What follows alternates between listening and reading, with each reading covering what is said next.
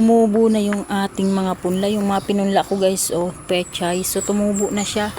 Ewan ko tong isa, nakaligtaan ko sigurong lagyan yan. Naging vacant siya. Yung aking isang asparagus ang payat, ayan, nakikita nyo ba?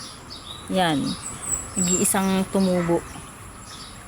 So ayan, tumubo na yung aking punla. Kaya ang gagawin ko naman ngayon, ayusin ko yung pagtatamnan ko niyan. Kailangan ko nang simulan yung aking pag-garden. So yan, medyo marami-rami din yung nga tumubo. Pero yung aking talong guys, yung aking pinunlang talong ay wala pa talaga siyang nagtubo. Second time ko na tong nagtanim pero wala talaga siyang tumubo guys. Ayan, tingnan nyo.